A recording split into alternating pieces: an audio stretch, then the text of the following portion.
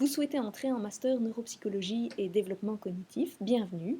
Le but de ce master, c'est de vous apprendre à comprendre, diagnostiquer et prendre en charge des troubles du fonctionnement cognitif, que ce soit dans la sphère du langage, de la mémoire, de l'attention, des praxies, etc., que ça résulte d'atteintes cérébrales, du vieillissement cognitif, de troubles du développement et des apprentissages, et donc ça peut toucher autant l'adulte, jeune, vieillissant ou l'enfant.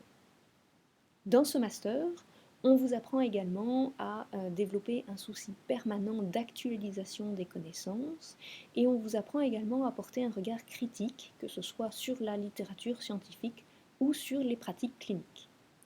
Et pour cela, vous recevrez à la fois une formation théorique avec des cours et une formation pratique. Vous allez apprendre par exemple à utiliser un test neuropsy, vous allez également faire des stages de terrain, etc. Et donc ça me permet d'aller à notre deuxième point, les stages réalisés dans ce master. Alors j'aurai plein de choses à vous dire sur les stages, à commencer que c'est un des éléments importants de votre formation dans ce master. Et comme il y a beaucoup d'informations, nous les avons regroupées dans un vade-mecum. Et donc la première chose à faire si vous êtes intéressé par faire ce master, c'est de lire avec attention ce document pour vous préparer au mieux à la recherche et à la réalisation des stages en neuropsy. Alors, où trouver le vade-mecum? Eh bien, il vous suffit de vous rendre sur l'intranet de la faculté, de vous loguer et dans la section enseignement de cliquer sur stage. Là, dans la vignette neuropsychologie et développement cognitif, vous cliquez sur documents et voilà, vous avez accès au vade-mecum. La troisième chose à dire sur ce master, c'est qu'il est primordial de bien suivre les informations données.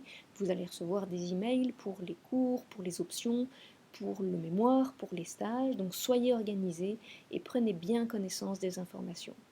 Un nombre important de documents essentiels sont accessibles sur l'intranet de la faculté et j'ai également fait une page sur mon site web qui récapitule des points importants.